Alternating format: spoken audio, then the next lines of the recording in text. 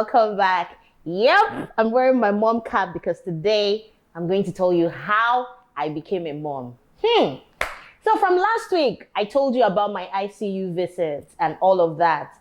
So after that visit, I went home, and it was in December. So they said, just take it easy, don't do anything strenuous. And that was exactly what I did. So I was in bed, getting bed rest.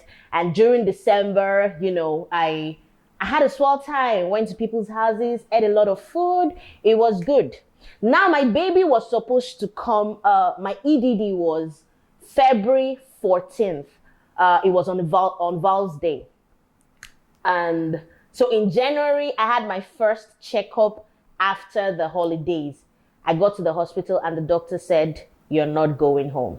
My blood pressure was off the charts. It was like 170. And the doctor just said, "You're not going home today. Just get your bags. You're staying in the hospital." And that was how I spent 1 week in the hospital.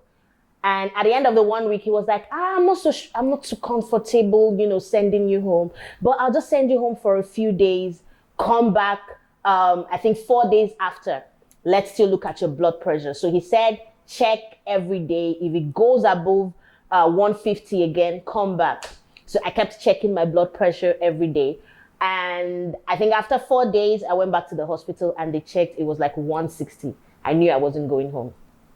Another hospital visit. Now this happened like 3 times, and at some point my husband is like, "See, there's no point coming home because you come home and then the next week you're back to the hospital."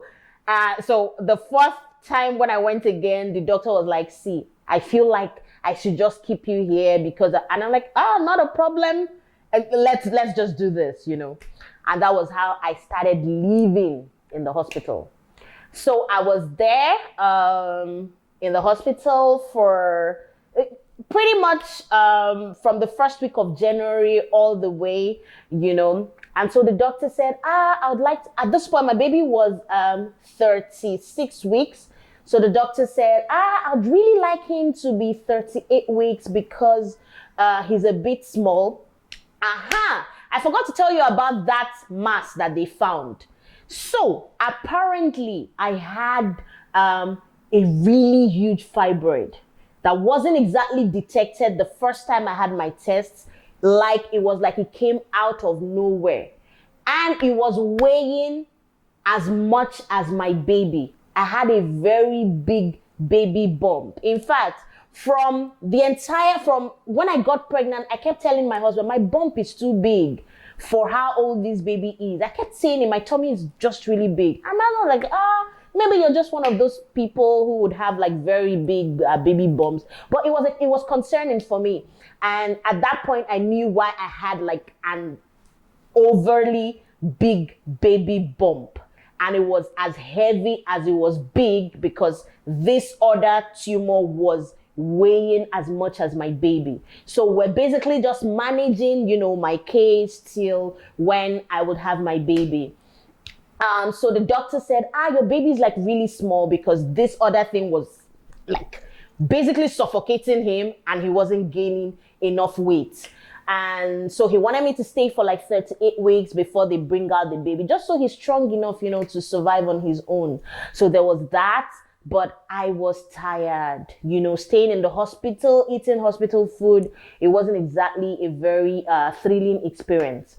And somehow, on the 3rd week of January, I had a scan, and somehow my blood pressure miraculously stayed steady for like 3 days. So the doctor came in that night and he's like, "We're bringing out your baby tomorrow." I'm like, "Really?" And he said, "Yes, we're getting your baby out." And I was like, "Okay, great." So the next morning, I went in for my surgery. So it was, we don't know if we're going to take the tumor out. We're going to prioritize the baby. But so they had my husband sign a consent form. If there's something more we feel we can do to save her life, then we would have to do that. And he's like, "Yes, please go ahead, And that was how they brought out my baby. So I got into surgery, and 9 minutes, my baby was out. I heard his voice, and at that point, I'm like, oh, I see your baby, kawaii, kawaii. I'm like, I was so out, but I just caught a glimpse of him. And all I could say was, thank you, Jesus. After that, I had to throw up, and then I went out of consciousness. The next time I opened my eyes, I realized I was still in surgery. And so I knew they were trying to take this other thing out. So as God will have it, I had my baby, and they took, the tumor out. By the time they weighed it, so my baby came. Oh, there was another miracle that happened. As at Monday that week, my baby was weighing just 2.3. So the doctor was very skeptical because his weight was small. And on a Friday when my baby came, he weighed 3.0. I'm not sure how this happened, but it was nothing short of a miracle. And the tumor that they brought out, so my baby was 3.0 and the tumor was 2.2. It was almost as big as my baby. So it basically felt like I was carrying twins, and I just had one baby. Yes, so this is a hot take on how I had my pregnancy.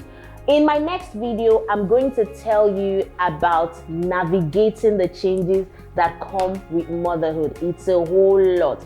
And along the line, I'm going to also have some of my friends who would like to share their stories.